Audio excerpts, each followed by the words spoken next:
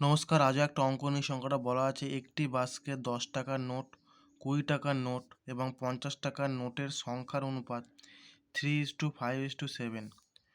মোট নগদ 3,360 টাকা।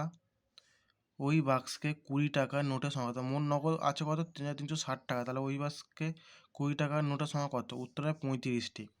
তাহলে কি মূল্যের অনুপাত প্রথম আমরা জানি সংখ্যার অনুপাত কত বলছে? 3, 5, 7। তাহলে প্রথমে কি মূল্যের অনুপাত বের করবো। মূল্যের অনুপাত মানে 3, মানে তিনটা সংখ্যা আছে, তিনটে। 10 টাকার কত? 3 গুণ 10। 5 টাকার নোট আছে কটা?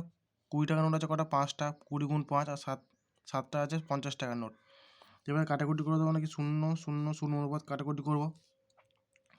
তাহলে কী আসবে? মূল্যের অনুপাত কত আসবে? 3:10:35। তাহলে 20 টাকার নোটের মূল্য কত আছে? মোট 3,360 টাকা। এর মধ্যে 20 টাকা কত আছে? 20 টাকা মিলিয়ে কত টাকা আছে? 20 টাকা অনুপাত কত? 10। আর 10টা মাঝখানে লিখেছি 3,360 গুণ 10 বাই সব অনুপাতগুলো যোগ। তাহলে কী হবে? 3 যোগ 10 যোগ 35।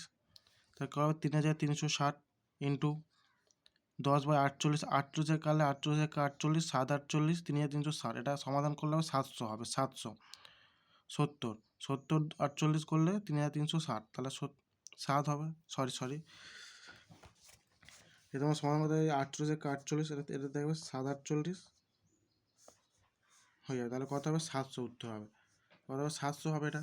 তাহলে 20 টাকার নোটের 20 টাকার নোটের সংখ্যা কত আছে? 700 বাই 20। মোট 700 টাকা আছে 20 টাকার নোট মিলিয়ে। 700 বাই 20 তাহলে কত? 35টি আছে 20 টাকার নোট। আশা করি সব বুঝতে পেরেছো।